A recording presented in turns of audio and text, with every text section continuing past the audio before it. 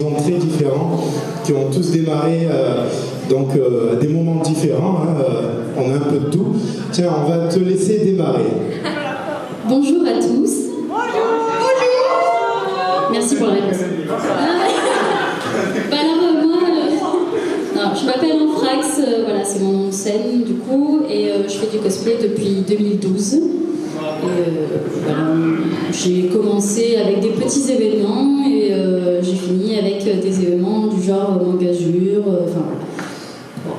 Je suis pas jolie, mais... Alors la prochaine, c'est moi qui la présente parce que c'est une cosplayeuse d'été, c'est à la plage du cosplay. Mais il m'ennuie celui-là. Donc c'est à l'Éphase, hein, voilà. Donc du coup moi ça fait 2 ans que je fais du cosplay, c'est pour ça qu'il dit que je suis un bébé. Parle plus trop du micro, t'es trop loin. D'accord, c'est bon. Ok, vous entendez bien? Ok. Qu'est-ce que tu dis? J'entends pas. Donc oui, ça fait que 2 ans que j'ai commencé le cosplay. Ça m'est venu comme ça en allant à la Geek Expo et en voyant plein de cosplayers, en me disant c'est génial. Et du coup j'ai commencé comme ça, direct avec du Warbla et tous les matériaux qui font un peu peur à tout le monde. Et voilà. Et du coup je suis mordue. Voilà, et du coup demain je serai jury cosplay. Voilà.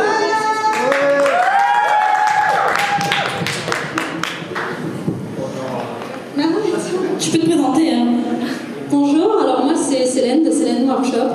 Donc je pense peut-être que je suis la personne qui fait du cosplay depuis le plus longtemps ici, puisque j'ai commencé en 2006.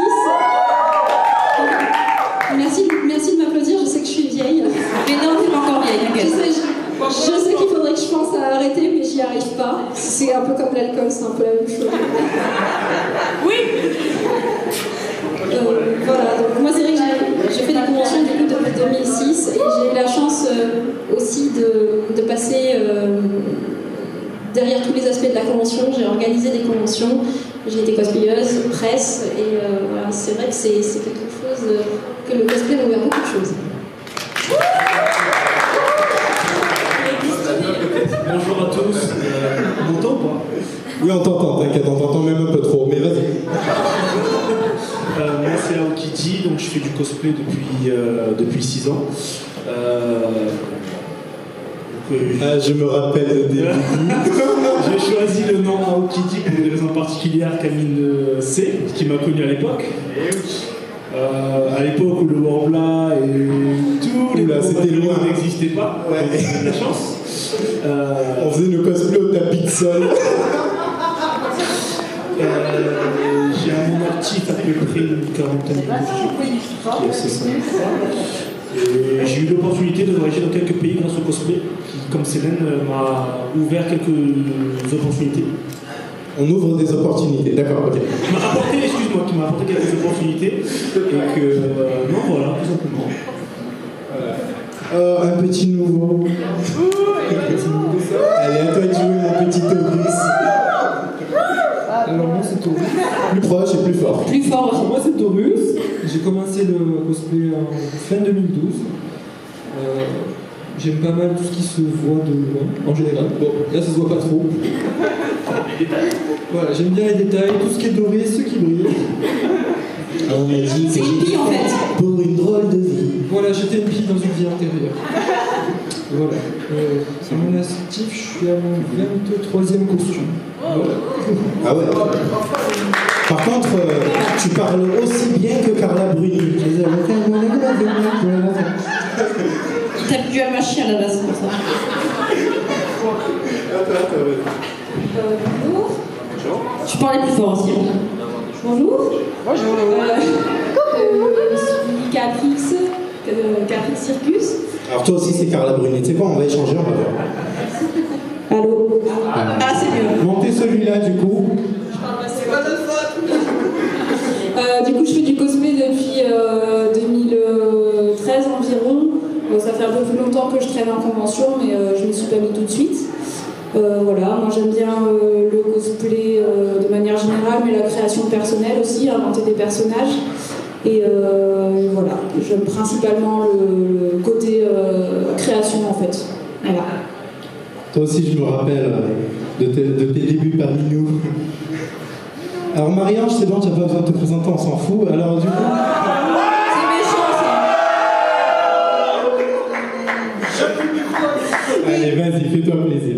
Alors, mon pseudo c'est Naëris et je fais du cosplay et des créas perso depuis environ 2014. Voilà. C'est tout? C'est une plante également.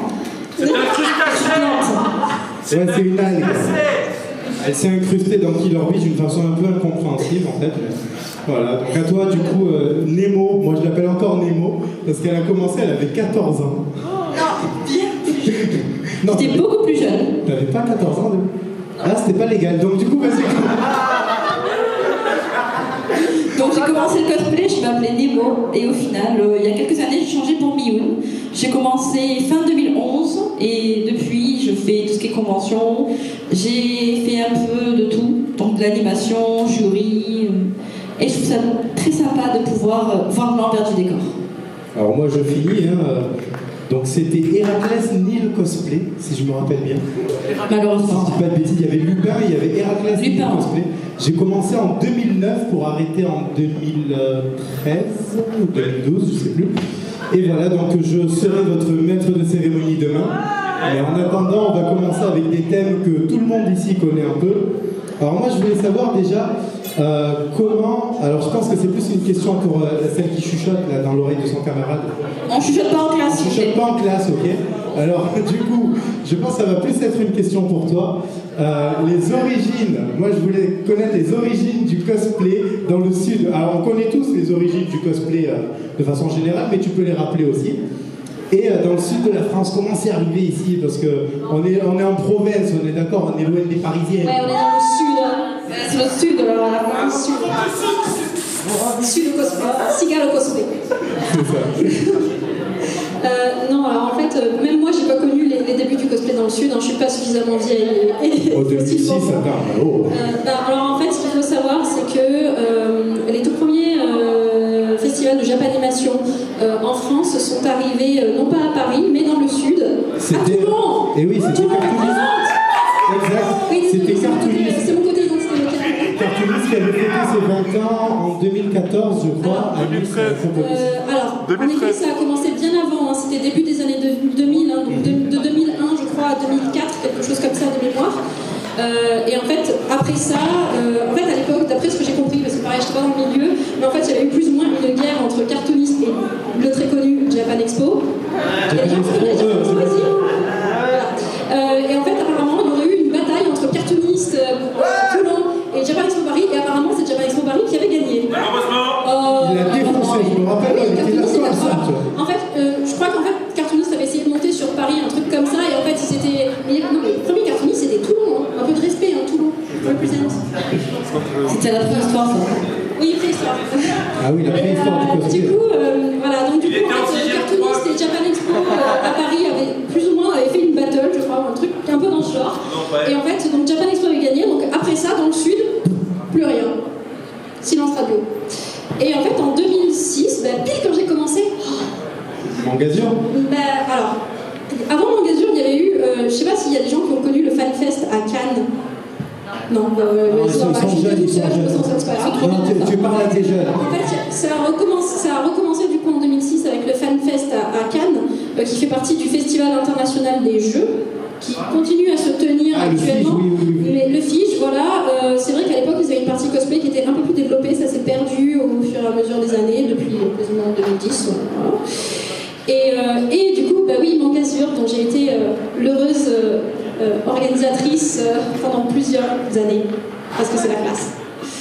Bref, tout ça pour dire qu'en fait, à partir de ça, en fait, Mangazure avait créé une espèce de dynamique dans le sud, et on a vu de plus en plus d'associations se former autour du cosplay, autour des conventions, et à organiser quelque chose. Et en fait, au final, les entreprises ont bien senti le filon, puisque maintenant, on a des conventions quasiment tous les week-ends dans le sud. Exact. Et d'ailleurs, même plusieurs le même jour. Exact. Mais d'ailleurs, cette mode des associations est venue de base par des teams, des petits groupes de cosplayers qui s'étaient ralliés avec des forums, des trucs comme ça. Et petit à petit, ça s'est officialisé aux alentours, je dirais, de 2010, fin 2009-2010.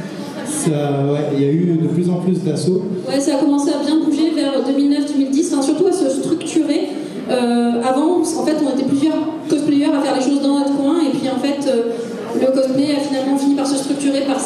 donc il y a eu du très bon, il y a eu du très mauvais aussi. Oui, du très mauvais, Il y a eu on a beaucoup de connu. guerres, d'histoires, il y a eu une période un peu de trouble. Il y a une période un peu de trouble en fait où plus ou moins les conventions et les cosplayers se cherchaient un peu. Et c'est vrai qu'il y a 10 ans, on n'imaginait pas du tout que des cosplayers puissent se tenir sur une scène pour tenir une conférence cosplay par exemple. C'était inimaginable. Avant, le cosplayer, c'était genre, vas-y, salte un peu, fais ton spectacle au concours et c'est tout. Quoi. C'est ça. Et la roue, là, à Mangazur, la roue. Tu vois. La roue, c'est très culte. On ne se prononce Et on connaît l'histoire de la roue. De quoi? La chaise. Le penseur. Le quoi? Le penseur. C'était l'histoire du cosplay dans le sud. Alors tu peux passer le micro à Okiji, puisque on est je crois 4 là à être entrés dans tous ces groupes-là à l'époque. Alors qu'est-ce que tu penses de l'évolution du cosplay? Alors que dans pas en termes de matière ou quoi, mais vraiment que dans la structure, entre à l'époque où on était tous en team, en associatif, etc. Et maintenant où c'est plus des cosplayers avec des pages perso qui se mettent en avant et qui réussissent à sortir du lot. Il faut savoir qu'il y a eu l'arrivée du numérique qui a beaucoup démocratisé le cosplay. Facebook, Instagram, Pinterest. Du coup, c'est ça qui est un peu plus. Et justement, la professionnalisation avec Patreon, tout ça. Il y a eu la professionnalisation du cosplay avec Patreon. Voilà, du coup, je pense que l'ère numérique, ça a beaucoup aidé le cosplay à se démocratiser, à populariser ça, et du coup, ça a aussi permis de créer de nouveaux métiers qui n'existaient pas avant. Relatifs au cosplay. Alors, tu peux passer du coup à Caprix. Alors Caprix qui est arrivé un peu plus tard, c'était... alors on donne les noms d'assaut ou pas? On s'en fout Non, on peut les donner, je pense. Ouais. Alors voilà, on était avec Flo dans la Aoi Sora et avec Caprix dans la Vongola. Donc c'est une asso qui s'est créée à partir de la première. Donc vas-y, est-ce que tu peux nous parler un peu de cette évolution l'évolution entre la période où on était tous en associatif et maintenant, du coup, où chacun a ses pages et où ils se mettent en avant par rapport à ça, etc. Pour moi, l'asso, moi j'ai vécu ça quand même. Il y avait des hauts et des bas, ça a créé beaucoup de drama et tout, mais ça permettait quand même de découvrir, de connaître des gens, en fait, tout simplement, de s'insérer dans un milieu quand on n'est pas forcément à l'aise, c'est quand même, ça présente quand même des avantages. Après, il y a encore des associations cosplay, hein. Il y a encore la FCS, il y a encore la Misora d'ailleurs. Oui, mais il y en a qui sont presque professionnalisées d'ailleurs, qui organisent des concours. Tout à fait, ouais. Il y a celle de Antoine Gatien, la Yumeji par exemple. Non, il y a du très lourd encore. Non, je pense que le cosplay associatif c'est quand même une bonne chose. Après, c'est vrai que c'est de moins en moins mis en avant maintenant avec les réseaux sociaux, avec l'ampleur qu'a pris le cosplay. Il y a de plus en plus de têtes, d'affiches un peu qui se sont démarquées et c'est devenu les références en fait, tout simplement. Exactement. Donc c'est bien, ça a permis de professionnaliser un petit peu la chose. Moi je trouve que c'est quand même une bonne chose. Il y a des avantages et des inconvénients à l'associatif et à être en solo aussi, quoi. Des mots peut-être, Mioun, un truc à dire ou... Ayant fait partie des associations, moi aussi, ouais. On voit clairement la différence quand on rentre dans une première association. Pour nous, tout est inconnu, on ne connaît pas dans quoi on va se lancer. Donc il y a des choses qui font qu'on reste, qu'on part, et des choses qui nous font dire pourquoi on est rentré dans une association. Il y a beaucoup de bons côtés et de mauvais côtés, comme elle a dit. Moi, j'ai des questions à poser à ceux qui sont arrivés en dernier, du coup, qui sont arrivés plus récemment. Qu'est-ce que vous pensez de cette professionnalisation, en fait, en ce moment, depuis quelques années, du cosplay, comme je disais aussi, à travers Patreon, etc., et les prints, etc. La professionnalisation du cosplay. Alors, c'est un petit peu vaste comme sujet, puisqu'en fait, il y en a qui, par exemple, on va prendre un gros exemple, on va prendre Kamui.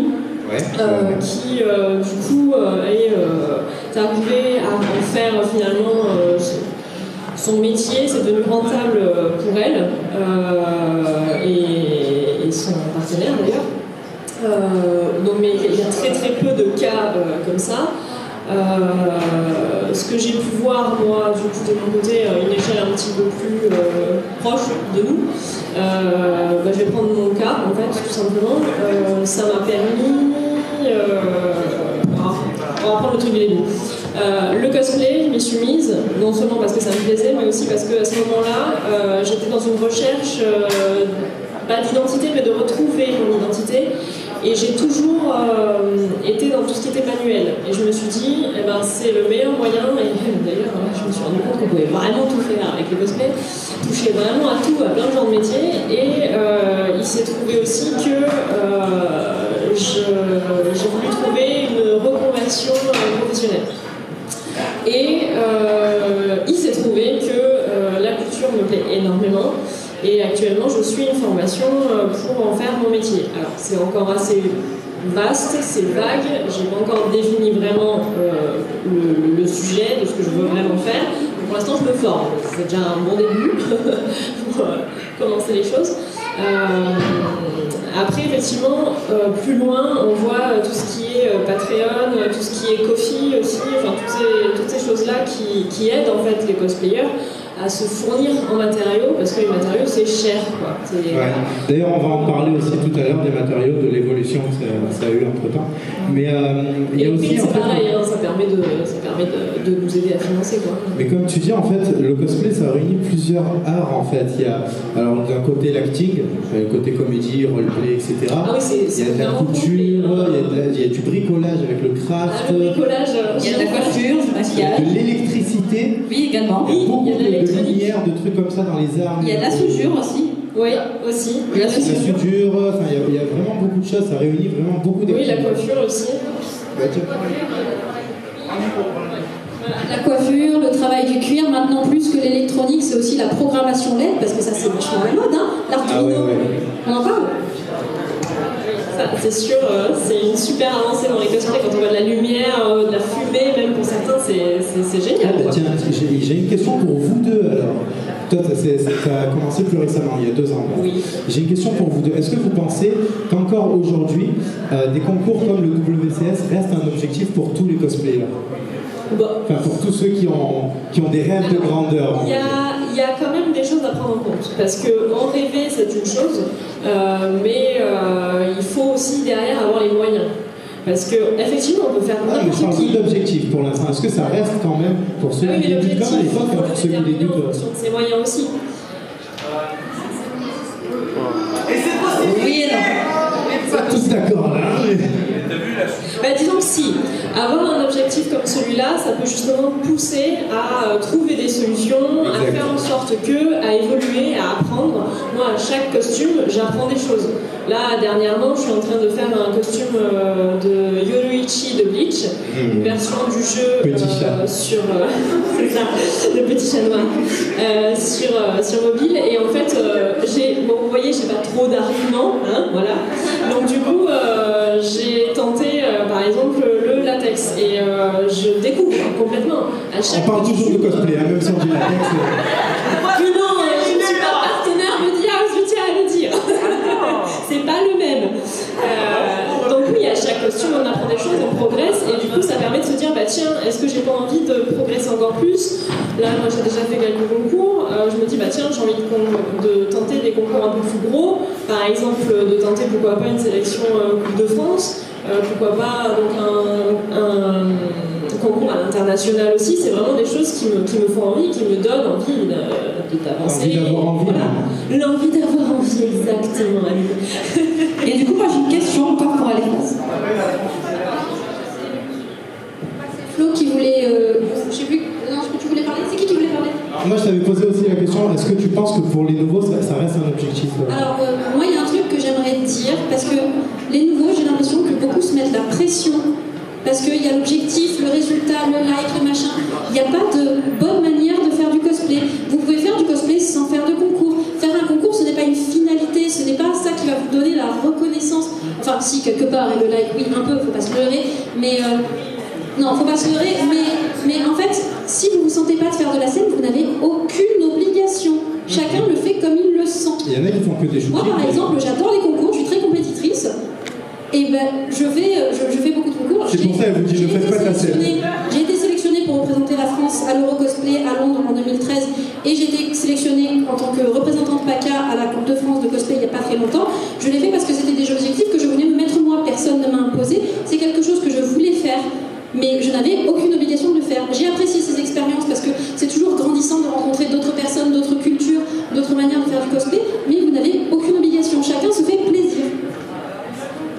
applaudir ça.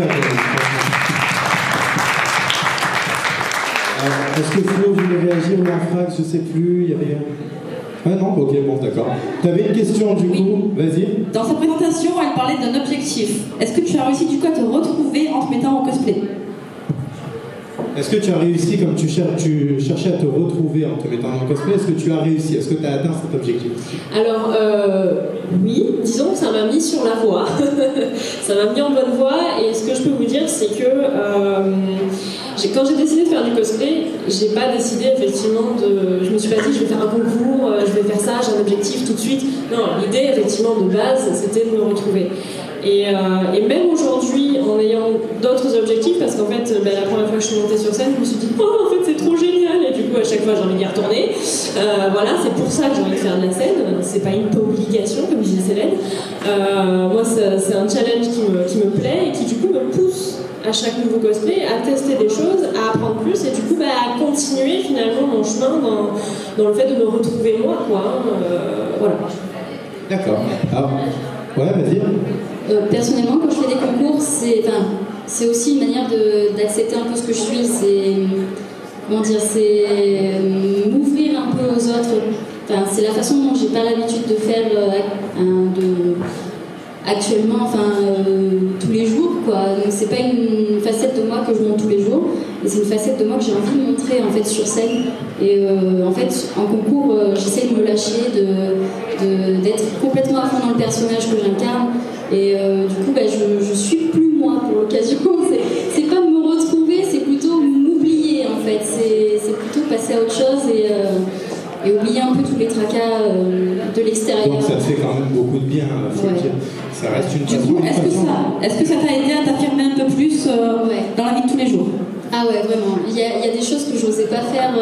Des fois, je n'osais pas aller vers les gens, je n'osais pas trop communiquer. Et pourtant, je suis quelqu'un de très ouverte. Une fois qu'on me connaît, ça y est, c'est parti. Je parle beaucoup trop. Ouais. Mais du coup, ça m'a permis de rencontrer beaucoup de personnes et d'apprendre beaucoup sur moi-même et sur l'humain, en fait. Ok. Alors moi j'ai une question du coup alors toi qui es fan de détails et aussi pour Caprix, parce que je vois qu'il y a de la jolie matière. Qu'est-ce que vous pensez tous les deux de la façon qu'a eu le cosplay d'évoluer en termes de matière, justement, de matériaux qu'on utilise? Comme je disais tout à l'heure, à l'époque on prenait les premiers tissus qu'on trouvait à 2 € au marché on utilisait du tapis de sol tout pourri, de la craie à mousse, et maintenant les gens ils sont au plastazote, ils sont au Warbla, ils sont à plein de trucs. J'ai entendu carton plume la dernière fois, j'ai pété le pont, c'est quoi ce truc encore? Qu'est-ce que vous pensez de cette nouvelle variété, on va dire, de matériaux? Vu que le cosplay se démocratise, en fait, que de plus en plus de gens achètent n'importe quoi, du tissu, des matériaux spéciaux, etc. Il y a des structures qui se sont créées en France et même à l'étranger. Je veux dire, vu qu'Internet s'est ouvert, on peut avoir accès à des matériaux qui viennent d'autres pays, etc. Et je peux me faire plusieurs choses. Oui, c'est plus facile de... Hashtag AliExpress. Ou alors, il y a des trucs qui peuvent s'acheter... je parle pas de cosplay déjà fait, je parle de matériaux. Tout ce qui est cosplay and craft, etc. Où on trouve facilement des trucs. À l'époque, on galérait à choper, en fait. Avant, il n'y avait pas de vraie structure. Avant, il n'y avait rien, oui. Avant, c'était les perruques Viva Samba, tu sais, les perruques ultra brillantes. Ça, je me rappelle. D'ailleurs, on a acheté la même, je me souviens. Et on faisait des armures en bouteilles de coca, le Warbla, la mousse, le tapis de sol. Personne n'avait jamais pensé à les utiliser pour ces matériaux-là à l'époque.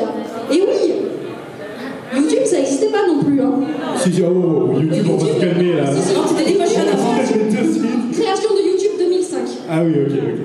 Ouais. Donc en fait, maintenant, même, les gens partagent leur savoir.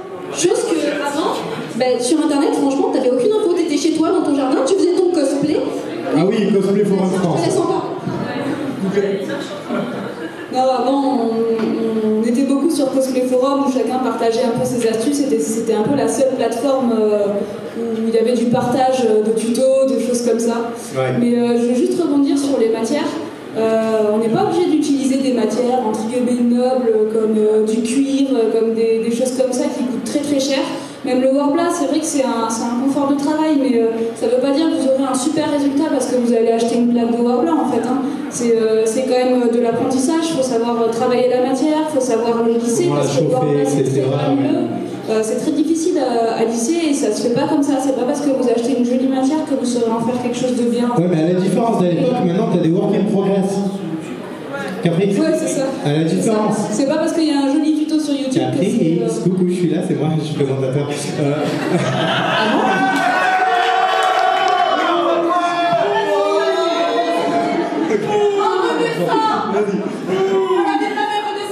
T'es un peu transparent pour elle peut-être. Vas-y, tu peux.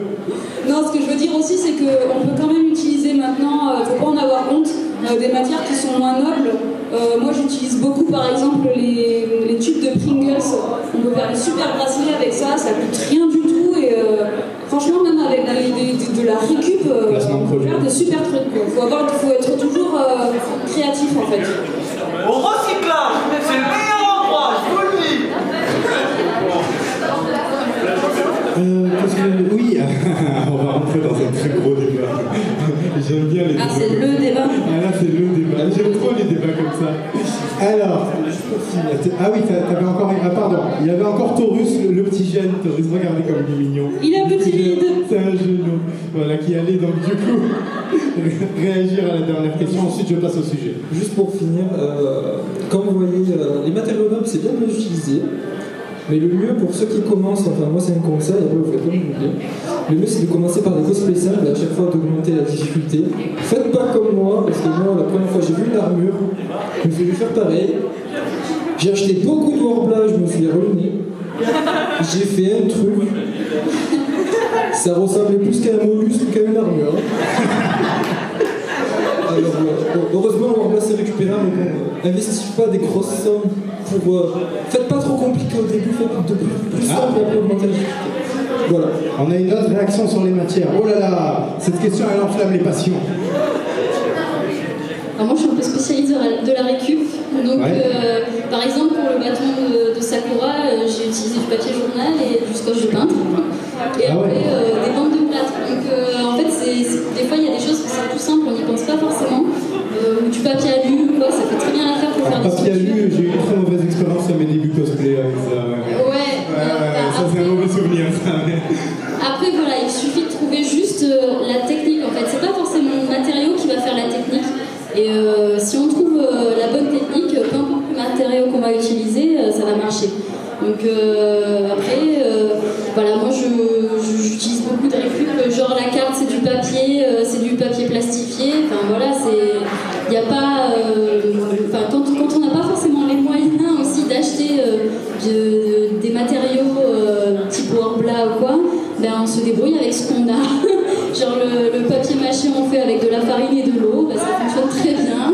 Et justement, la colle en parlant de récupère aussi. En parlant d'achat de matériaux, etc. Juste avant que je me permets juste, une qui ne parle pas beaucoup et qui fait beaucoup de récupération. Ah oui, son cosplay. Vas-y, lève-toi pour montrer aux gens. Lève-toi. Lève-toi et danse avec la vie. Allez. Son cosplay est fait à base de nappes, de draps, de le blanc surtout en fait. Vas-y, je te laisse expliquer, ça sera plus simple. Mais en fait, pourquoi tu te lèves, assieds-toi. J'ai utilisé des vieilles nappes. Il est méchant, faut pas s'en occuper. Ok, t'es viré. J'ai utilisé une vieille nappe pour tout le tissu blanc en fait de mon cosplay. Big Ben. Ouais, en gros, ouais, mais sur beaucoup de. Par exemple, mon tout premier cosplay c'était le chapelier fou et j'avais fait un chapeau, mais le tout premier chapeau c'était du carton avec tout ce que j'avais pu récupérer chez moi. Et le deuxième c'était moins de la récup, mais on peut faire des trucs avec la récup. Voilà, je me débrouille. Ok, alors moi je demande un petit roulement de tambour de la part du public, taper des pieds un petit peu. Allez, on commence à taper des pieds, on tape des pieds. Le suspense. Le suspense. Et donc, la dernière question. Que pensez-vous du débat cosplay acheté ou cosplay fait main? C'est le débat. Moi je suis bien placée. On a Flo qui veut réagir.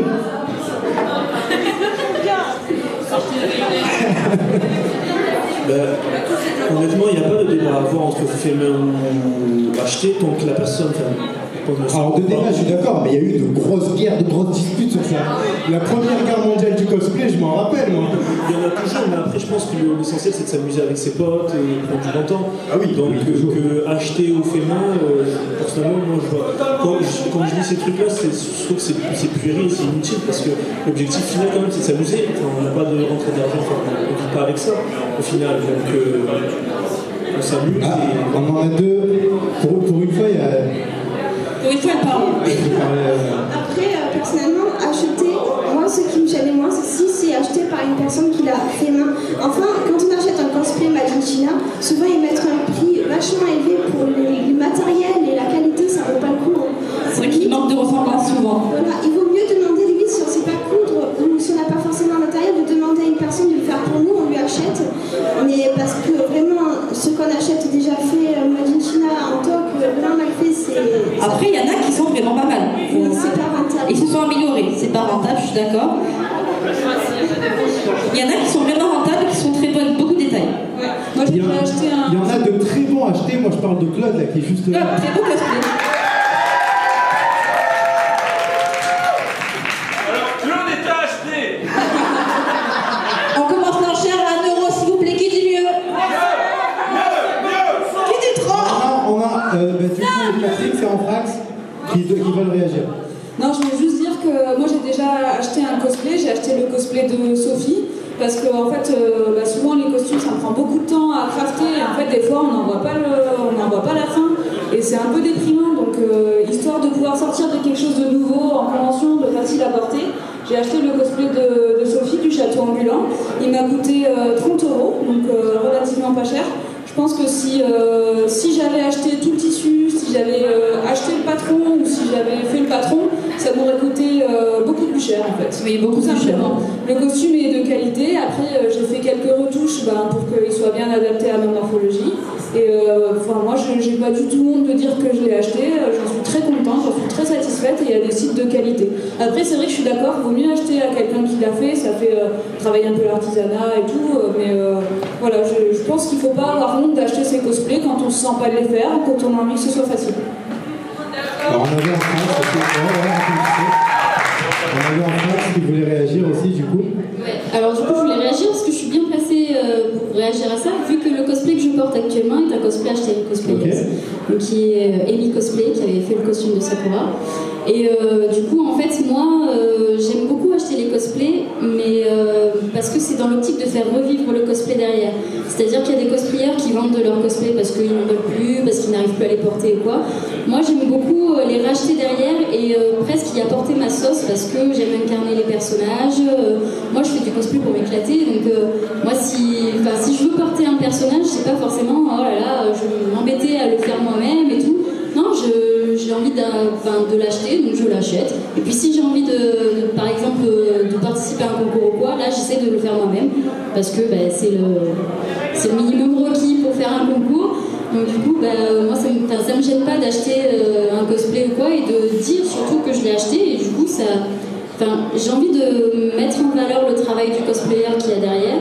Et même si c'est un cosplay acheté sur un site internet ou quoi, j'essaie d'y apporter ma touche pour qu'il soit vraiment personnel et que ce soit pas juste. Tu fais toujours une retouche, toujours un truc dessus. Ouais, ou les accessoires, ou les trucs comme ça. Moi je suis très accessoire, très détail. Donc si je vois qu'il y a quelque chose qui me plaît pas, même sur un cosplay acheté, je le refais. Donc, mais au moins j'ai une base pour travailler parce que j'ai pas forcément le temps de faire tous mes cosplays et parce que j'en ai beaucoup. J'en ai beaucoup d'achetés du coup, pour le coup, mais j'ai pas peur de le dire quoi. Voilà. Par exemple l'année dernière, j'ai incarné une 50aine de personnages, mais il y en avait que 3 ou 4 qui étaient faits main. D'accord, ok. D'accord, alors on a Célène qui voulait réagir. Je voulais juste rajouter 2 petites choses par rapport à la question cosplay acheté, cosplay fait main. Donc moi je suis tout à fait d'accord avec ce qui se dit, c'est-à-dire que vous êtes libre de faire ce que vous voulez. Par contre j'ai mis un petit bémol dans le sens où c'est très bien lorsque vous le faites en libre et que vous ne le faites pas en concours. J'aimerais juste faire une aparté particulière pour les concours, parce que dans les concours on requiert très souvent que le costume soit main. C'est inscrit dans le règlement et je tiens à attirer l'attention des personnes qui seraient tentées de participer au concours avec des cosplays achetés. Sachez que vous pouvez, à partir du moment où vous ne manquez pas sur la provenance du cosplay. On n'interdit pas à des gens qui ont un cosplay acheté de participer à un concours. Par contre, on attend d'eux à ce qu'ils le signalent lors de l'inscription ou qu'ils le signalent au jury. Pourquoi? Parce que... Il y a des points tout simplement qui sont attribués par le jury. Alors, il y a deux choses. Parce qu'en fait, les critères de notation font que vous avez une partie notation costume et une partie notation prestation. Il est donc pas normal que des gens soient notés sur les mêmes critères alors que certains n'ont fait que, excusez-moi le terme peut-être dit péjorativement, mais 50% du travail demandé. Donc voilà, c'est pas interdit, il y a des shows de plus en plus qui se développent non compétitifs auxquels vous pouvez participer, peu importe la provenance de votre costume, et c'est une très bonne chose. Mais voilà, juste si vous souhaitez participer à un concours, vraiment respectez le règlement et surtout ne mentez pas au jury parce que le jury est pas con. Voilà. Je le dis parce que je suis régulièrement au jury et j'ai régulièrement des personnes qui osent essayer de nous mentir et qui pensent en plus pouvoir nous berner.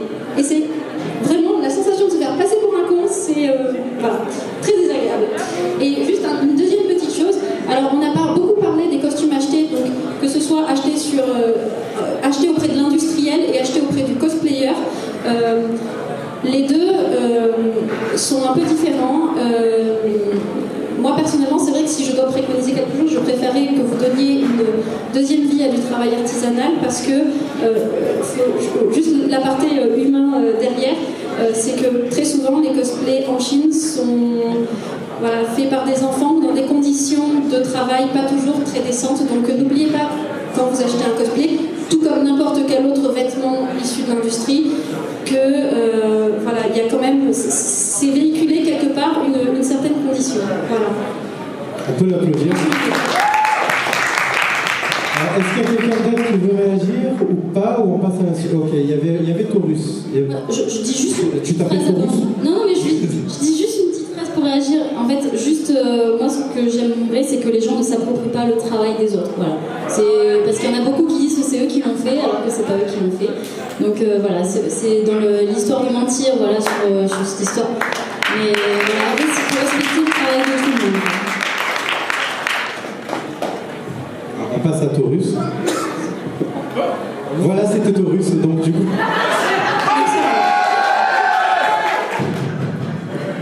Non, moi c'était juste un petit point sur les concours et les cosplays achetés. Que souvent les personnes qui essayent de tricher, parce que j'en ai connu, je veux dire, à ceux qui seraient tentés, de toute façon ça sert à rien, puisque je veux dire, ça se voit quand ça se voit, le jury voit les traces de couture, tout ça. Voilà, le jury, ça fait souvent plusieurs années qu'il fait du cosplay, même un cosplayer, ça fait plusieurs années qu'il est dans le cosplay. Moi je vois un cosplay acheté, je vois à 20 km et quand on va me dire c'est moi qui l'ai fait, au bout de quelques questions, déjà la personne elle s'enlève les pinceaux. Ça sert à rien de tricher, en plus ils en gagneront bien, puisque de toute façon c'est pas eux qui l'ont fait. On regarde le jean, c'est un féminin. Voilà. Tout à fait. Après c'est surtout pour s'amuser. Alors on n'est pas obligé de faire des concours comme on disait. C'est ça. Voilà, tout à fait. Il y a les shootings, il y a plusieurs autres possibilités. Tu veux réagir ou... Alors, moi je vais juste une petite conclusion sur ça. Il y a des styles de débat comme la musique synthétique, électronique ou acoustique. Ça n'existe pas en musique, mais en cosplay et dans des milieux un peu, puristes, on va dire, parce que c'est vrai qu'il y en a qui sont très... c'est des débats qui ont démarré au début de cette époque-là de l'arrivée du cosplay ici, mais maintenant on n'entend plus trop parler, j'ai l'impression. Ça va mieux, elle a dit oui, ça va mieux. Tu vois. Donc du coup, j'avais des questions dans le public, j'en avais notamment là-bas du côté de Big Ben, je vais venir avec le micro. Hop là. Ah là. Et vous me faites marcher.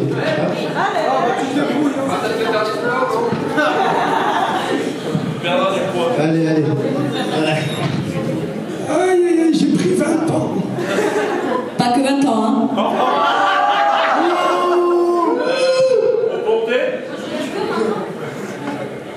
Ah, donc ça marche? Oui, ça marche. Donc je voulais dire, vous parlez du jury, mais la seule fois où j'ai fait un concours cosplay, le délire c'est que le jury m'a dit ton personnage c'est de la merde, ton cosplay c'est de la merde, alors que j'étais exactement comme ça, donc moi j'ai joué dans les règles, mais en face ils m'ont limite exterminé parce qu'ils n'aimaient pas mon style de cosplay qui est plus sur du GM que du cosplay. C'est pareil. Et voilà, c'est que moi je veux bien jouer avec les règles, mais il faut que le jury soit au moins respectueux, parce que, ok, ma tenue en dessous c'était de l'acheter, mais tout autour, en plus je me suis fait chier à faire une bonne prestation pour qu'on me dise. Donc ton personnage, ton style de truc nous intéresse pas du tout, on n'en a rien à foutre, et ton cosplay c'est de la merde. C'est pour ça que moi j'aurais toujours. J'éviterai toujours et je regarderai et je considérerai mal qu'on me juge comme ça alors que j'essaie de faire quelque chose de bien, quoi. En gros, je pense, quels sont les arguments déjà de base pour dire qu'un cosplay en concours est valable ou pas? Déjà, pour commencer, est-ce que, je sais pas comment résumer la seconde partie, mais comment doit se comporter en gros un jury? On en a quelques-uns là, donc ils sauront répondre. Si je peux me permettre, parce que c'est vrai que je suis très régulièrement jury sur différents concours, moi ça fait presque, je dirais 8 ans que je juge très régulièrement. J'ai jamais vu un jury dire c'est de la merde. Très franchement, je suis désolée que ça te soit arrivé. Je suis désolée que tu aies eu une mauvaise expérience. Je ne sais pas où c'était, je ne sais pas avec qui c'était. Mais en toute franchise, moi, de toutes les expériences jury que j'ai eues avec plusieurs personnes diverses et variées de plusieurs niveaux, j'ai jamais vu un retour jury où on a dit à quelqu'un c'est de la merde. En général, le jury, il est là pour dire. Le jury est censé être impartial, c'est-à-dire que le jury va vous dire il y a des choses qui sont bien, il y a des choses qui n'étaient pas bien sur le costume, qu'il faudrait améliorer. Normalement, le jury doit te répondre toujours pour être de manière positive et pour te donner des pistes d'amélioration. Normalement, enfin moi personnellement, j'ai jamais connu personne dire, ou en tout cas peut-être pas devant moi en tout cas, dire c'est de la merde ou on n'a pas. Après qu'on n'ait pas compris ton personnage dans la façon dont tu l'es mis en scène sur la presta, ça je veux comprendre cet argument, parce que parfois c'est vrai qu'on fait des prestas, la personne a l'air de pense que sa presta est accessible, mais en fait nous en tant que comme on n'est pas dans sa tête on comprend pas. Mais je crois d'avoir, enfin je suis vraiment désolée pour toi, mais moi personnellement j'ai jamais eu ce retour en tant que jury. Qui c'est qui veut réagir en suivant? On a. Allez, Faz. Vous battez pas. Alors, moi, je réagis en tant que jugée, du coup, parce que j'ai jamais été jury. C'est vrai qu'après, quand on participe à un concours cosplay, il faut accepter de se faire juger. Après, il y a des manières de dire les choses ou quoi, ça je conçois. Mais enfin, moi, quand j'ai eu l'expérience, c'était. On me l'a dit clairement, quoi. On m'a dit clairement, on comprend pas ta presta, on comprend pas ça, et je sais qu'est-ce qui n'allait pas et qu'est-ce que je pouvais changer. Mais après, on m'a jamais dit de cette façon-là que mon cosplay c'était de la merde, ou ma presta c'était de la merde. Mais il faut toujours penser que c'est un concours et que quand on participe au concours, on accepte d'être jugé par rapport aux autres. Moi je le vois comme ça, mais après c'est sûr que c'est pas facile. Après, justement, je pense que ça sera une question pour Flo, du coup, comment doit se comporter un jury vis-à-vis, du coup, des participants? Est-ce qu'il a le droit d'être un peu, de se considérer comme un pro et donc du coup d'être un peu cassant, ou pas du tout? Non, pour moi pas du tout. Déjà être jury, c'est avoir l'honneur d'apporter son expérience sur un secteur plus particulier. Par exemple, ça peut être la couture, d'autres ça peut être le craft. Et pour moi, je pense qu'être jury, c'est plus pousser les gens à produire quelque chose de, je vais me permettre de dire, plus qualitatif ou de plus ambitieux. Mais pour moi, un jury n'a pas lieu d'être méchant. Il est là plutôt pour pousser les gens à devenir meilleurs d'eux-mêmes. Exactement, tout à fait. Après, malheureusement, c'est un concours.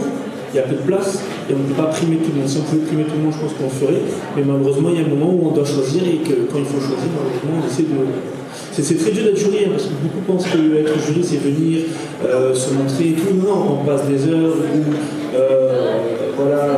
on s'énerve, on se dispute. Enfin, c'est pas du tout évident. Je prends un exemple très concret. Demain, le concours est à 13h30 et les délibérations seront à 17h. Tout le temps qu'il y a entre la fin du concours et les résultats, c'est les jurés qui vont être en train de débattre, de se dire celui-là était bien, celui-là est encore mieux, celui-là peut donner encore mieux que ce qu'il a donné. Donc c'est vraiment beaucoup de travail. Déjà en journée, la préparation psychologique de se dire bon, on va juger autant de personnes, ça va durer tant de temps, etc. Mais après le concours, il reste encore des heures à débattre. Donc c'est pas juste ils arrivent, ils disent bon lui et basta. Il y a vraiment des heures de travail derrière. Oui. Et aussi, un truc qui a changé par rapport à avant, c'est que maintenant, il y a des pré-judging, c'est-à-dire que le jury vient à votre rencontre, va vous poser des questions sur votre costume. À une époque, le jury, c'était l'élu local qui connaissait rien du tout au manga, qui connaissait rien du tout à la couture, et en fait, vous étiez jugé à plus ou moins combien vous étiez rigolo sur scène. Maintenant, on est dans une logique où quand même le jury est quand même un minimum qualifié, et où plus ou moins le jury a déjà fait ou un peu de scène, ou est suffisamment expérimenté pour pouvoir juger de manière objectif sur les critères de notation qui lui sont donnés. Donc c'est la première fois, c'est la première fois qu'une mamie dit c'était mieux maintenant qu'à l'époque, tu vois. Comme quoi, tu vois, le mamie, c'est pas méchant. Bien vu, non? Tu vois, comme quoi, le mamie, c'est pas méchant. Non, mais moi personnellement, je l'ai vécu à l'époque, en 2006-2007, où en fait, plus ou moins, on faisait gagner des gens parce qu'ils avaient fait n'importe quoi sur scène et parce que ça avait fait rire les gens, et pas du tout parce qu'ils avaient réfléchi aux critères d'originalité, parce qu'ils avaient essayé de nous proposer quelque chose de travailler. Tu voyais le travail du costume, le travail du machin.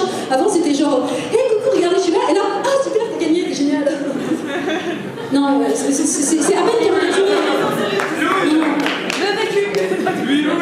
Donc, non, le jury, il est vraiment pas. Enfin, un bon jury, en tout cas, parce qu'il y a des bons, il y a des mauvais jurys, il ne faut pas se leurrer dans le cosplay. Le bon jury, il est là, il juge, et voilà. Le mauvais jury est là, il juge. Le bon jury, c'est quelqu'un qui note par rapport à sa grille de notation et qui note les efforts du cosplayer par. Ce que je veux dire, forcément, quand tu vois que quelqu'un s'est donné beaucoup de mal, t'as pas envie non plus de lui dire, écoute, non, c'était de la merde. Non, tu lui dis, écoute, on a vu ton travail, on pense qu'en faisant ceci, ça et ça, tu pourras peut-être améliorer et aller plus loin. Mais vraiment, cette histoire de jury punitif, c'était peut-être vrai à une époque, mais maintenant, on n'est plus du tout là-dedans. Maintenant, le jury, un bon jury est censé être bienveillant. Voilà. Attends, est-ce qu'on a d'autres réactions? On va pas applaudir, c'est vrai. Est-ce qu'on a d'autres? Tu veux réagir là-dessus? Ok, vas-y. Moi, juste pour finir, j'ai eu la chance, parce que c'est vraiment une chance, d'être jury. Mais plus près, parce que... Ah, pardon. Je disais, j'ai eu la chance déjà d'être jury 2 fois. Je veux dire, c'est vraiment une chance et un honneur, du coup, de même pour la 3e fois. Moi, ce que je pense qui est important pour le jury, c'est d'être bienveillant et surtout de soulever les petites erreurs, mais toujours avec bienveillance, pour que la personne puisse s'améliorer par la suite. Voilà. Après, restez toujours humble. Le but d'un jury, c'est quand même de montrer ce qu'il faut faire pour s'améliorer et pas juste critiquer pour critiquer. Oui. C'est ça en fait. Alors j'avais 2 questions, une de Claude. Hop là, j'arrive.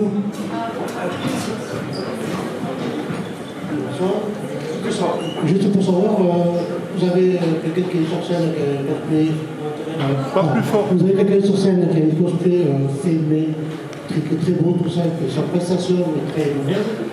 Et vous avez quelqu'un qui a un costume acheté qui fait une jolie prestation. Votre travail ira vers qui? C'est une bonne question. C'est ce qui arrive d'ailleurs. Alors, pour Célène, en gros, s'il y a un très très beau cosplay, fait main, etc., avec une très mauvaise presta, et qu'il y a une très bonne presta, bordel, avec un costume acheté, mais assez joli quand même, vers qui votre choix irait? Ça dépend tout simplement du règlement de l'association qui organise le concours. Par exemple, il y a le concours qui s'appelle la SICAF, dont la finale est en Chine. On s'en fout du costume que vous voulez faire eux, vous l'achetez. Ce qui compte, c'est 90% la presta. Donc que vous achetez les accessoires sur scène soient achetés ou faits main, on s'en fout. Ce qu'il faut, c'est la presta. Que votre costume soit bien propre, profilé ou pas, on s'en fout. C'est oui. Alors, passe-le à Célène, du coup, il y a un petit débat parce que voilà, ça dépend du règlement. J'ai rajouté énormément de choses, mais effectivement, ça dépend du pourcentage en fait. Par exemple, pour demain, c'est du 50-50 quoi. Donc en fait, si on a 50% de prestation qui est super et 50% de prestation de costume qui est pas assez bon, et inversement, du coup, c'est pareil quoi. On va avoir un problème. Du coup, question pour Célène, alors en général, en France... Attends, si je peux me permettre juste quelque chose. Il faut savoir que maintenant, en France, en plus, en général, des tops qui sont 50-50, on a des prix spéciaux. Donc en fait, le problème du costume acheté, c'est qu'en fait, comment on justifie le fait qu'on le mette dans un top à 50-50, alors que lui, déjà, de base, n'a fait que 50% du costume, que 50% de ce qui lui avait été demandé. Donc en fait, pour contrer ça, on a maintenant des prix spéciaux, notamment des prix prestations, qui viennent récompenser l'effort de prestation là où ça pêche en costume. Voilà. Souvent remplacé par le coup de cœur du jury. Voilà, ou un prix coup de cœur du jury. En fait, maintenant, on a de plus en plus ce genre d'alternative où quand on se retrouve à des cas très, très particuliers où on ne peut pas le primer dans le top, mais où on ne peut pas ne pas primer. Bon, ben t'as répondu à ma question, donc du coup, il y avait Lucky Luke là-haut. Hop là. J'arrive. Alors, vous avez merci de pleurer. Ah là, j'ai perdu. Il se fait pour rien en fait. Ah, franchement. Il avait plus ça, mais il parle plus compliqué. Bonjour.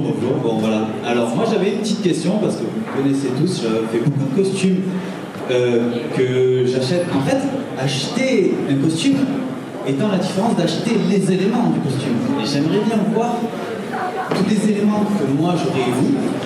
Ah, je ne parle pas assez fort, bien sûr, ça sera mieux. Voilà. Moi, j'avais un petit problème, c'est en fait, j'achète les éléments des costumes, je réunis les éléments parce que je fais des costumes du quotidien. C'est-à-dire des gens qui les utilisent finalement. Luigi, que j'utilise moi-même, et j'ai acheté le costume pour essayer au début. Maintenant, je vais acheter la tenue. Je ne peux pas moi la faire, vraiment, c'est beaucoup trop de temps, beaucoup trop compliqué pour moi la faire. Mais je vais acheter un pull vert, un t-shirt vert. L'aspirateur est un aspirateur acheté, mais que j'ai modifié, qui est finalement un truc qui a été refait maintenant. Voilà, c'est toujours ça pour moi l'inquiétude de me dire si je fais les concours, qui est-ce qu'ils vont regarder? Est-ce que j'ai acheté l'élément et je l'ai refait? Est-ce qu'ils vont acheter, refait? C'est là, moi, je n'arrive pas à avoir un juste milieu en fait entre le moment où le costume est vu, acheté, parce que c'est vrai que là, la chemise, on me l'a acheté, mais il faudra aller exactement, dans un pays étranger, qui est en Amérique, qui est ma mère qui l'a amené. Cette veste, cette chemise n'est introuvable. Je n'en ai trouvé aucune en France. J'ai beaucoup de relations, j'ai toutes les relations, j'en ai trouvé aucune. Et c'est vraiment vrai. Je vais même repartir en chercher d'autres pour pouvoir les vendre, parce qu'on m'a demandé d'en acheter. Voilà, je ne vais pas cacher, non, je ne vais pas gagner trop de sous, parce qu'on m'a demandé d'en acheter. Mais voilà, cette chemise, cette couleur, je n'ai pas pu la trouver, c'est sûr que j'aurais pu la faire, mais je ne suis pas couturier, je peux vous dire que couturier, comme je vais vraiment pas vous cacher. Mais j'ai réussi à rassembler tous les éléments du véritable Lucky Luke avec les données véritables de M. Dumont, qui est le livre que j'ai pu trouver pas cher dans une friperie, parce que mon lieu de prédiction, c'est les friperies. Je ne fais que les friperies pour trouver mes costumes. Et je voulais savoir sur le modèle des juristes, qu'est-ce qu'ils tireront sur un costume qui est rassemblé, parce que c'est que des éléments rassemblés finalement au fur et à mesure du temps passé dans les friperies, en continu, je vais beaucoup partout, ça fait longtemps.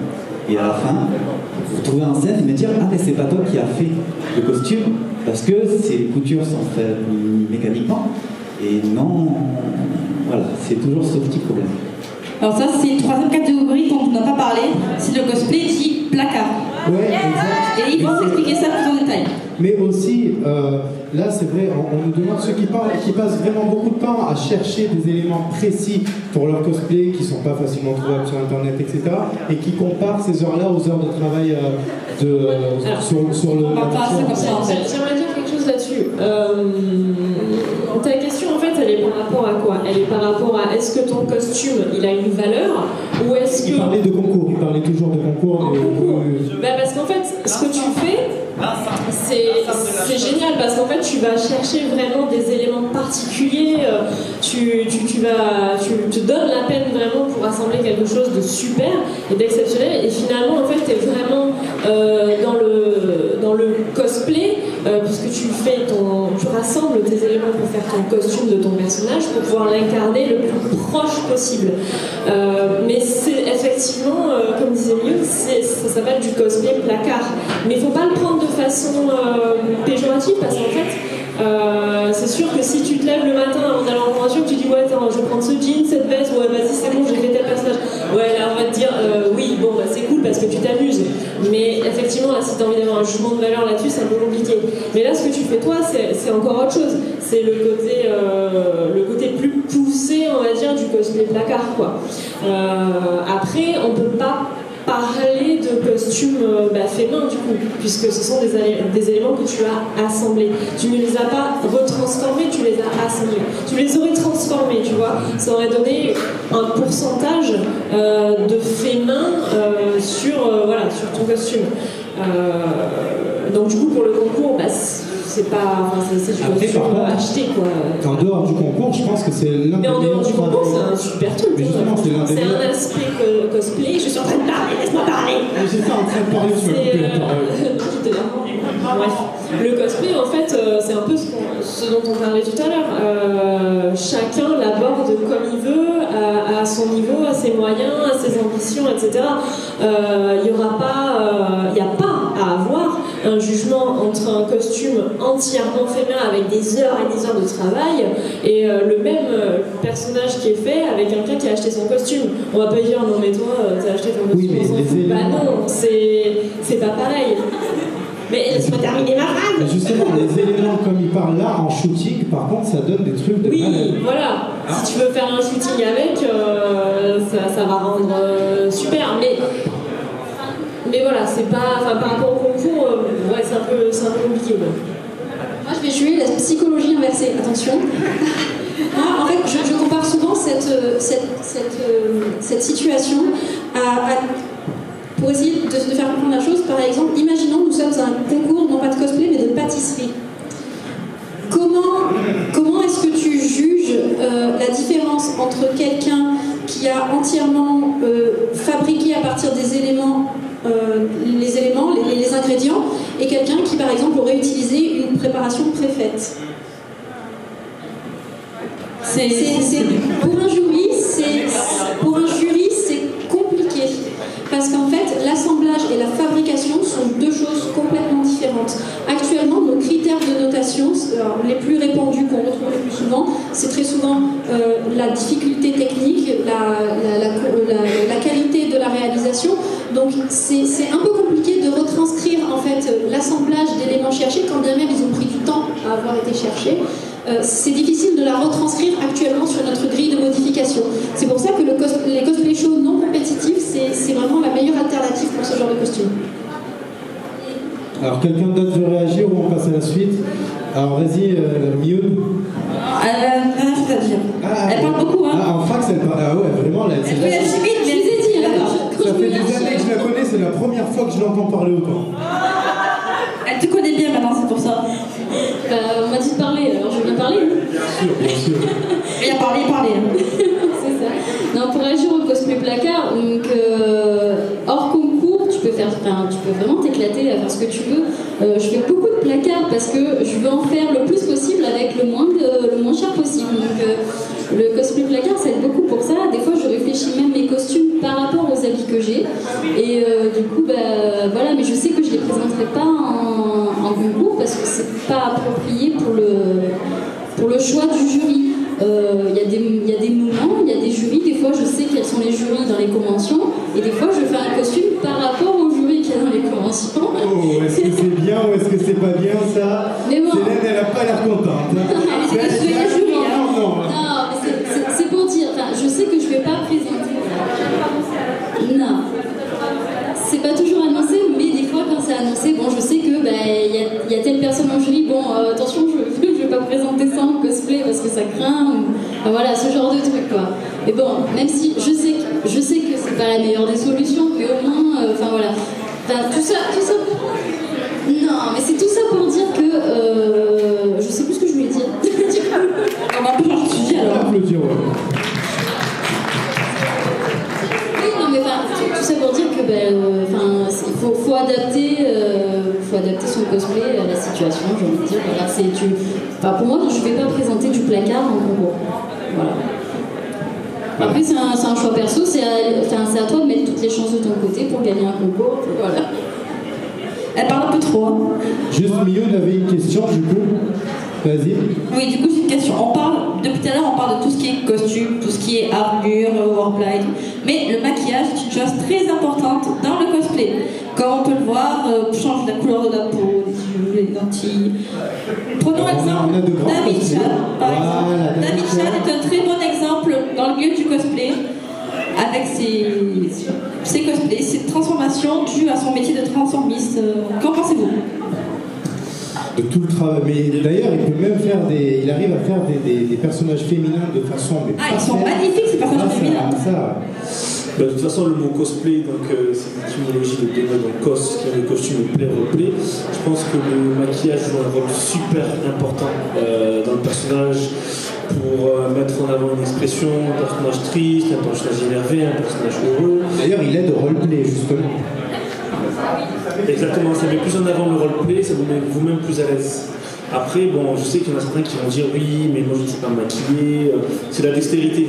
On a de la chance d'avoir YouTube et il y a de la chance aussi d'avoir une émission spéciale qui s'appelle RuPaul, Drag Queen, qui est une émission où on voit justement des hommes se transformer et montrer leurs techniques qui sont juste super. Quoi. Et Face Off aussi. Face Off, c'est un peu pareil, mais c'est plus le côté maquillage, effets spéciaux. Oui, c'est très, très impressionnant ce qu'ils font. Regardez. Qui veut réagir sur le make-up? Qui c'est qui a l'habitude d'en faire vraiment l'élément central, on va dire, de son cosplay? Ouais, alors qu'est-ce qu'il fait justement qu'un maquillage va plus marquer, en fait, que ce soit un jury ou même un public, on s'en fout, mais qui va plus marquer le make-up que le costume? Qu'est-ce qui fait que tu vas plus mettre en avant, enfin, ça va plus mettre en avant le personnage, en fait, que la tenue qu'il porte habituellement? Tout dépend du personnage après. Hein. Après, ça dépend de la difficulté du personnage. Par exemple, si c'est un personnage comme, je sais pas, Ganondorf, où il faut des prothèses, voilà, il y a un travail d'expression, il y a les lentilles, il y a une implantation capillaire, donc les sourcils, la perruque, là oui, là c'est un gros travail de maquillage et je pense que ça joue énormément sur le personnage parce qu'il faut mettre en avant quand même la prestance du personnage et c'est super important comme je sais pas, je me aussi dire Mystique de X-Men. C'est un personnage, c'est un make-up qui est ultra important. Ou alors des persos comme justement on parlait tourment Aokiji vient de One Piece, on parle des persos comme Ivankov, tu vois, où il y a vraiment le make-up et la tenue est secondaire, on va dire, dans ce milieu. Ah, non, là c'est plus du craft. Là elles sont en mode crafteuse. Du coup, je me permets, vu que personne n'a d'idée. Après, je dis vite fait un truc, après je la laisse parler. Comme par exemple, Idan dans Naruto, dans sa version rituelle, les trois quarts du costume, c'est son corps en fait qui est peint. Ce qui fait beaucoup. C'est très long à maquiller d'ailleurs. Alors, Célène, du coup. Si je peux me permettre, là on parle de maquillage très poussé en fait, de body painting, de prothèses, etc. Mais en fait, le maquillage, c'est même important. Ben là, vous voyez, on dirait pas, mais en fait, je suis super maquillée. Mais parce qu'en fait, le maquillage, même quand on essaie de faire quelque chose de normal, en fait, sur les photos, c'est très important pour avoir un joli teint. Vous avez des techniques qui s'appellent maintenant le contouring, qui permet par exemple, quand on a, comme moi, par exemple, le visage un peu carré, de faire en sorte d'adoucir un peu les angles, ou justement de les forcer, par exemple. Moi, quand je fais du crossplay, par exemple, ben, je mets en valeur certaines zones de mon visage pour paraître, par exemple, plus masculine, ou inversement. En fait, le maquillage, le maquillage, ce n'est pas qu'une question de maquillage FX et de maquillage body painté, super... Et du coup, question, le crossplay, pour expliquer au public, hein, le crossplay. Ah, le crossplay. Alors, le crossplay, c'est quand vous cosplayez un personnage du sexe opposé au vôtre. Enfin, sauf quand vous êtes non-binaire, mais ça c'est une histoire. Donc moi, par exemple, j'ai déjà fait des costumes d'hommes, en fait. Donc, au-delà, en plus du maquillage, tu as tout le côté, par exemple, pour une femme, ça va être se bander la poitrine, s'écraser les boobs, combler les trous à la taille, et inversement, par exemple, pour les hommes, ça va être créer des formes, par exemple, à l'aide de mousse sur les hanches, ça va être pousser le maquillage et la perruque plus en volume pour essayer d'affiner, pareil, tous les angles. Et en fait, tout ça pour dire que ça n'a pas besoin d'être du maquillage FX, avec des techniques très très simples et sans beaucoup de matériel. Par exemple, juste un peu de fard à joues, un peu plus sur les côtés pour creuser. YouTube, votre ami. Est-ce que tu as pris des actions chez YouTube? Parce que tu dis YouTube, t'es payé, j'espère. Hein? C'est pour faire rentrer le message, c'est pour ça. Allez sur YouTube, du coup. Ah ouais, il y a tout, maquillage, cosplay, Arduino, électronique, impression 3D. Il y a tout, YouTube. Ah, impression 3D dans le cosplay, c'est de plus en plus utilisé d'ailleurs. Ça va un grand débat dans les concours cosplay d'ailleurs. Alors, je suis très contente qu'on parle de ça. étonnante de ça. Parce que moi, en fait, je suis une grosse tricheuse. C'est-à-dire qu'à la maison, j'ai une brodeuse et une imprimante 3D. Alors, vous pouvez ma test, attention. Ouais. Non, tout ça pour dire qu'en fait, très souvent dans le cosplay, moi, en tant que jury, ou même en discutant avec d'autres cosplayers, je vois souvent des gens, ah non, mais de toute façon, elle, c'est trop facile, elle a une brodeuse, elle, c'est trop facile, elle a une imprimante 3D. Alors non, l'arrivée des nouvelles technologies dans le cosplay, ça ne rend pas les choses plus faciles. C'est tout autant de travail, c'est juste un travail différent. Une espèce de suite logique en fait, simplement. En fait, c'est vrai que l'impression 3D, au niveau du cosplay, ça a beaucoup d'avantages. Je vais vous les citer. Le premier, c'est que comparé à du Warbla, c'est beaucoup plus solide. Voilà, il y a un aspect solidité qui est non négligeable. Il y a le côté aussi que, par exemple, moi, par exemple, je suis pas très bonne craft. Enfin, c'est pas que je suis pas bonne crafteuse, c'est que je fais pas du craft souvent. Et du coup, j'ai un vrai problème avec la mise en volume. Pour moi, mettre en volume quelque chose en 3D, c'est très compliqué de le faire avec mes mains. Et en fait, avec l'impression 3D, bah, du coup, c'est beaucoup. Enfin, c'est pas que c'est plus facile pour moi, c'est qu'en fait, comme je suis plus à l'aise pour créer le volume sur l'ordinateur, et ben en fait, c'est un moyen détourné pour moi de contourner ce problème que j'ai là. Par contre, c'est tout autant de travail, voire plus de travail. Voilà. Ce sont deux techniques complètement différentes parce que par exemple, vous prenez la broderie machine aussi. Bah, à la main, vous allez prendre plus de temps à broder effectivement, alors qu'à la machine, vous allez passer plus de temps à dessiner votre motif, le vectoriser, le transformer, le tester, vérifier les paramètres, etc. Donc en fait, au final, c'est tout autant de travail. En fait, le fait est qu'au niveau de l'exécution, bah oui, ma broderie machine, quelque chose qui va prendre à quelqu'un 2 jours, moi, ça va me prendre 1 heure.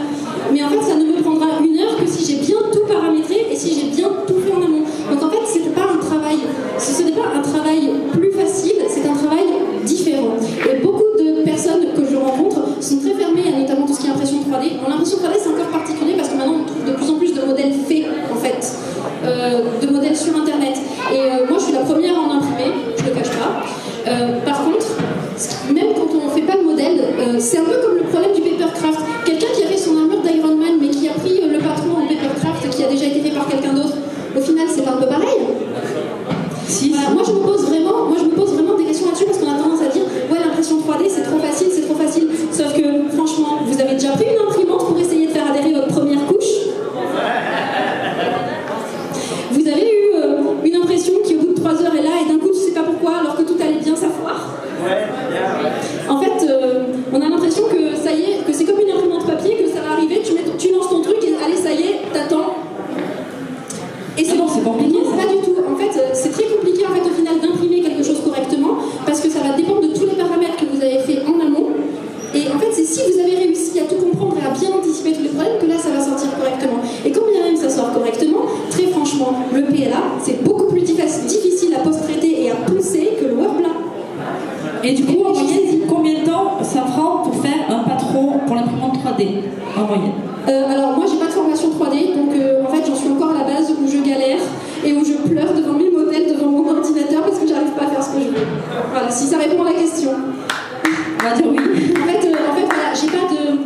moi par exemple, en ce moment j'essaie de faire un poisson. Ça a pas l'air compliqué comme ça un poisson. Bah, je peux vous dire que ça fait 3 semaines que je suis dessus et que j'arrive pas au résultat que je veux, c'est très frustrant et très énervant. Alors que si j'avais pris un œuf en polystyrène, je l'aurais recouvert de Warbla et bah, ça aurait été fait depuis vachement longtemps. Alors, voilà, donc l'impression 3D, en fait je pense que c'est très compliqué. C'est très compliqué parce qu'il y a une méconnaissance, parce que c'est encore tout nouveau et parce que c'est quelque chose que très franchement on s'imagine beaucoup de choses mais que tant qu'on n'a pas testé, en fait au final on peut pas vraiment savoir. Tu peux applaudir, on peut applaudir. Ça y est, il a fait fini. Alors moi j'ai une question qui va peut-être amener une autre, en tout cas un autre sujet. Les wigs, il y a un travail, moi je vois des photos des fois sur Insta, mais c'est un truc de fou. Il y a un travail de plus en plus conséquent sur les perruques. Alors oui, les perruques, pour ceux qui ne sont pas anglais. Du coup ça emmène à savoir est-ce que c'est un élément qui peut, à lui seul, faire un cosplay. Et vous allez comprendre pourquoi je pose cette question après. Honnêtement, oui. Pour moi, dans ma conception des choses, c'est ce que je m'impose à moi-même. Pour moi, le cosplay, ça part du visage de la perruque. Moi-même, je travaille beaucoup de perruques. C'est quelque chose qui est ultra délicat, ça prend énormément de temps. Et pour moi, oui, la perruque est un élément qui peut faire entièrement un cosplay, notamment comme Dragon Ball, sans beaucoup savoir les Super Saiyan, beaucoup très bon exemple, avec des pics. Et il y a beaucoup d'artistes russes qui, grâce à elles, on peut avoir des perruques beaucoup plus accessibles, mettent en avant le cosplay carrément. Oui. Il y avait Taurus qui voulait. C'était à peu près la même chose du coup. Quand on fait un cosplay, on va dire plutôt simple, des fois le personnage a les cheveux juste plaqués. Là, on a besoin juste quelquefois d'un peu recouper, il n'y a pas besoin de modifier. Et quand c'est un personnage, comme je prends un exemple dans Yu-Gi-Oh, on va dire Yugi qui a des cheveux qui défilent les lois de la gravité. Si c'est mal fait, on va peut-être pas savoir que c'est Yugi. Exact. Faut s'entraîner, s'améliorer. Enfin, voilà. Qui c'est qui veut réagir?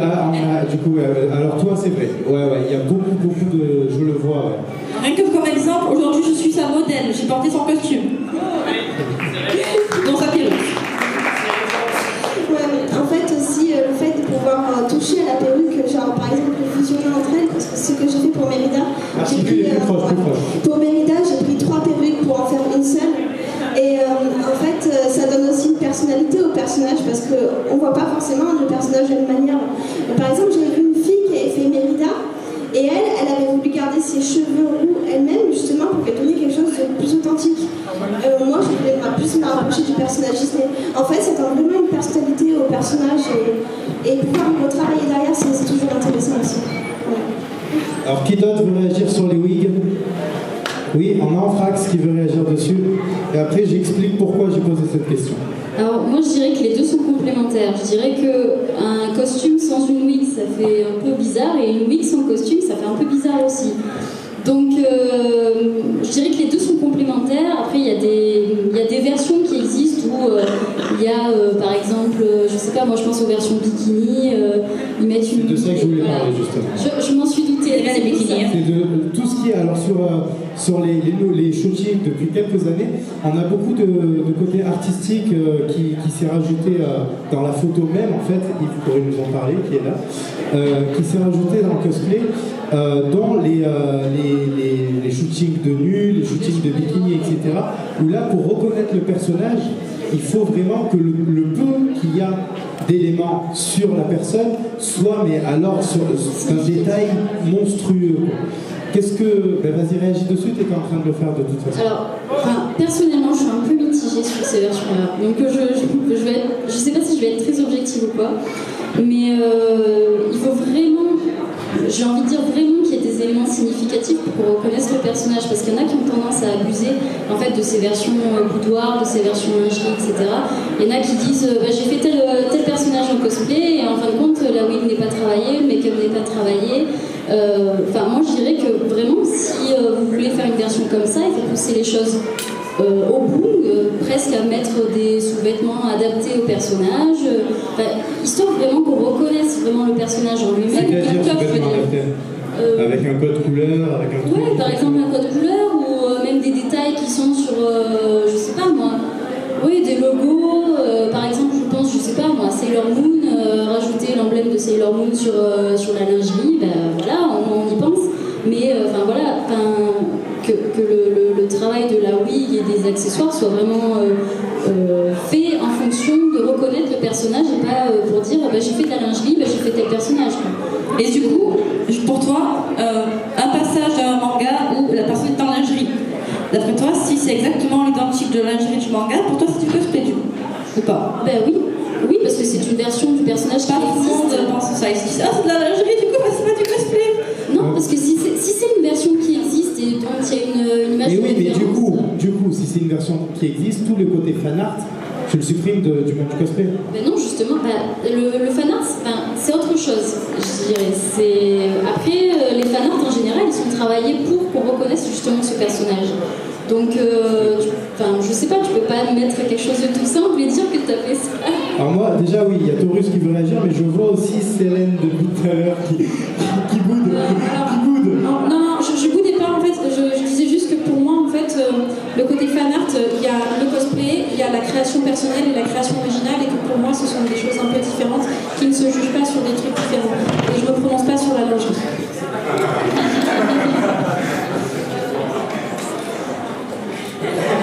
Elle fait la tête de mamie. Mais elle est trop mignonne, cette boule en plus.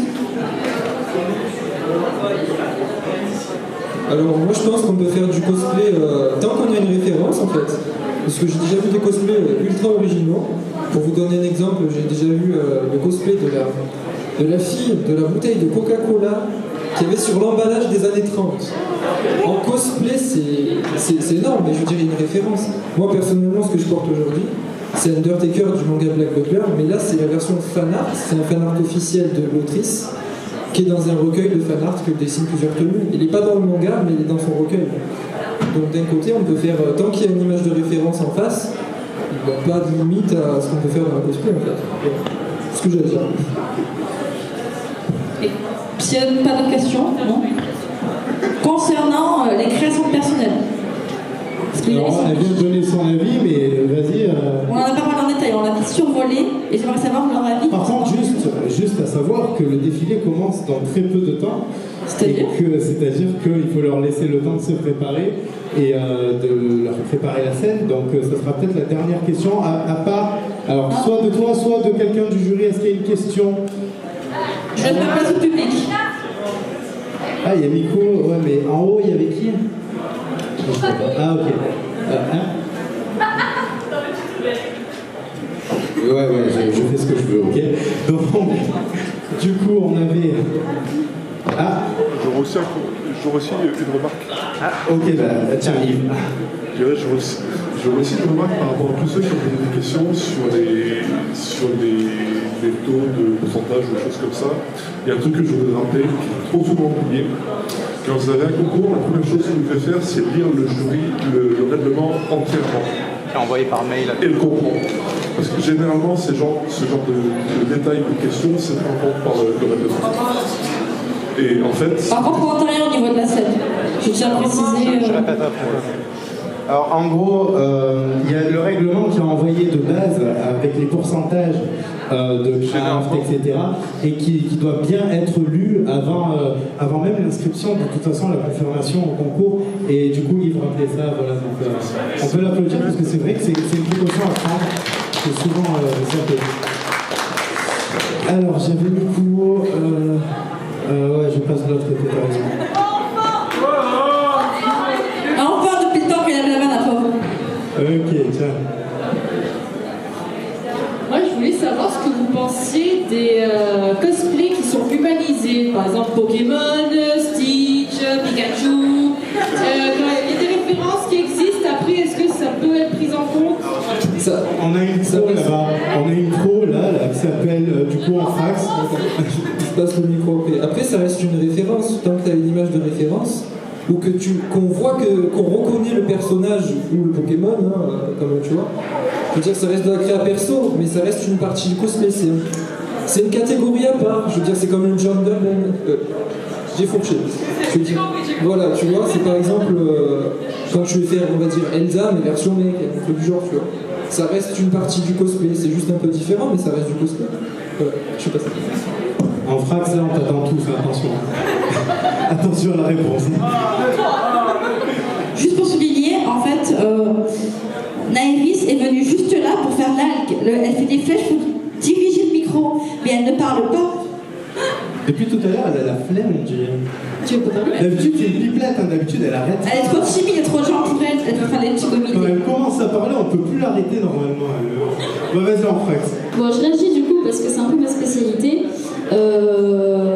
Dans les Genshin, ce qu'on appelle les Pokémon humanisés par exemple, ou les versions humanisées de personnages type lui là, Kero, en fait, des fois il y a des versions qui existent sur internet par des dessinateurs très connus. Je pense à, je crois que c'est Coslip qui avait fait des Genshin Pokémon. Il y avait Tamtamdi aussi qui a fait des designs. Voilà, après, soit on se base sur ces designs qui sont déjà existants, soit on peut très bien créer ses propres designs. Moi, c'est ce que je fais. Donc, je dessine mes designs de Pokémon de base et après, je fais mes cosplays en fonction. Après, c'est toujours modifiable en fait. Soit tu te bases vraiment sur quelque chose qui existe déjà, dans ce cas-là, ça devient une image de référence. Soit tu fais ta propre image de référence en fait et tu modifies tes éléments en fonction. Donc, moi personnellement ça me dérange pas du tout. Je trouve ça cool d'humaniser des personnages qui ne sont pas humains à la base, et je trouve que ça donne un côté créatif de plus dans les cosplays, dans les personnages.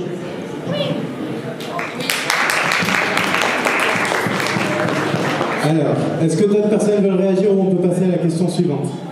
Néo, enfin mieux. Non, ça va, je suis totalement d'accord avec elle. Question suivante, du coup, tiens. Alors, on m'entend bien? Ouais. Alors voilà, en fait, j'ai une question un petit peu polémique. Est-ce que vous connaissez les Furies? Oui. Alors en fait, vous voyez, les Furies, en fait, il y a beaucoup de Furies sur Internet qui ont un comportement un petit peu borderline, un petit peu gênant des fois. Et en fait, vous voyez, comme par exemple des Furies qui se cosplayent en Furies dans la vie de tous les jours, ou qui n'arrivent plus à faire la différence pour le réel et la fiction. Donc, est-ce que vous pensez que... Comment dire? Comment je peux dire? Est-ce que vous pensez que chacun a le droit de faire ce qu'il veut, et genre, s'il veut se cosplayer en Furie dans la vie de tous les jours, il a le droit? Ou est-ce que vous pensez qu'il y a une certaine limite? Voilà. Je vais même étendre un peu la question. Le cosplay dans la vie de tous les jours, ceux qui se cosplayent par style vestimentaire. C'est une question de Manchot, ça, non? Ah, c'est dans C'est Manchot aussi. aucune idée, mais du coup. Oui, ils ont fait une émission exprès. Donc j'étends la question à ça aussi. Alors, moi je dirais que tu es libre de faire ce que tu veux dans la mesure où tu respectes la liberté d'autrui. C'est dans les droits de l'homme, enfin je sais pas. Donc, moi il y a un minimum de décence parce que tu as des enfants dans la rue. Même en tant que cosplayer, je sais pas, il y a des limites. Se respecter soi et respecter les autres, moi ça me paraît logique en fait. Moi en fait, moi ça me pose un problème et je vais vous dire en quoi ça me pose un problème. C'est parce que on est tous des personnes en dehors du cosplay qui sommes en général insérés dans la société et que, en général, oui. Et en fait, moi je pense que le cosplay c'est bien dans certains lieux réservés, dans certaines conditions particulières, et que je pense que ça donne une mauvaise image du cosplay que de le faire par pur plaisir dans la vie de tous les jours, parce que ça peut être mal interprété par les autres. Moi je pense qu'il faut avoir une vision intelligente du cosplay, expliquer aux gens qu'on n'est pas des cas sociaux qui faisons... Voilà, je pense qu'il y a une dimension... En fait le cosplay a longtemps été médiatisé comme une bande de cassos qui fait des choses bizarres. Et moi je souhaite, mon souhait le plus concret, c'est vraiment qu'on comprenne que les cosplayers sont des artistes et que ce n'est pas parce qu'ils se déguisent en personnages de manga ou d'anime que ce ne sont pas des personnes intelligentes, diplômées, parfaitement intégrées dans leur vie de tous les jours. Voilà, donc moi dans le sens où je suis plutôt contre. Je peux pas, si tu veux faire ça dans ton jardin, aucun problème, vas-y, mais sortir en public et faire passer le cosplay pour quelque chose qui n'est pas, ou véhiculer une image négative du cosplay, moi ça me dérange. En tant que personne, ce n'est que mon opinion personnelle qui n'engage personne d'autre, bien sûr, et c'est pas une opinion qu'il faut prendre comme regardez ces dieux quoi. Juste, c'est mon opinion personnelle. Je crois qu'il y a une question également. Il veut réagir. Alors, moi je pense que on a beaucoup trop parlé, on a débordé sur le temps. Est-ce que je peux juste poser une dernière question vite fait? Je sais pas, c'est toi, donc je pense que je vais dire non. Ça va être... Je m'en fous de ton avis. On fait très rapide, une question c'est cosplayer, quel est ton métier? Non. Cosplayer, quel est votre métier? Non, c'était vraiment une question. Quels sont les métiers des cosplayers qui sont présents sur scène aujourd'hui? Basketteur. Mais passe pas le micro en franc, ça va dire aou aou. Alors, moi je suis chargée de communication pour un groupe international qui travaille dans l'industrie de la défense, l'aéronautique et la simulation d'entraînement. Et en version longue, pas l'armée, un groupe industriel. Moi je suis professeur des écoles. Wow. Désolée. Donc à la base, j'ai fait beaucoup de métiers. À la base cosplay. Un nouveau, voilà, c'est son enjeu. Moi je dis c'est pas mal, je suis libre. À la base, je suis monitrice d'équitation. Voilà. Alors, tu te mets le micro. Salem, il passe le micro, Salem, moi, pardon. Kiki passe le micro. Hey, ils se ressemblent, arrête, c'est les mêmes. C'est deux jumeaux. Chaque personne est différente. C'est deux jumeaux, arrête tes bêtises. Il passe le micro parce qu'il est chômeur. Donc... Non, mais c'est vrai qu'on me dit souvent ça. Moi, je suis basketteur semi-professionnel. Oh, fais-moi un dunk.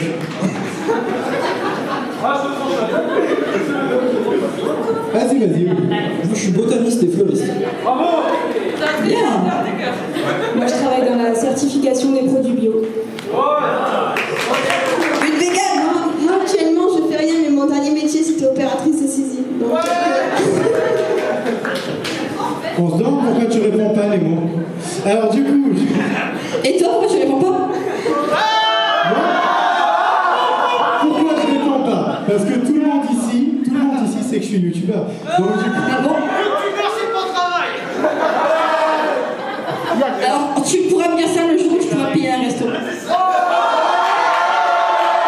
Oh, on est d'accord. Elle essaye de pécho depuis tout à l'heure. Mais je veux pas toi, moi. T'es mon père! T'es mon père, j'ai pas de pécho. Alors, bah, du coup, moi je vous demande d'applaudir tous ceux qui ont participé à cette vidéo. Alors, est-ce que vous sentez en prendre tous une photo tous ensemble devant là, il y a des photographes qui sont chauds. Venez. Allez, debout. Eh oui, on dirait que ça fait 40 ans que vous êtes sur scène. On est à côté, pas devant quand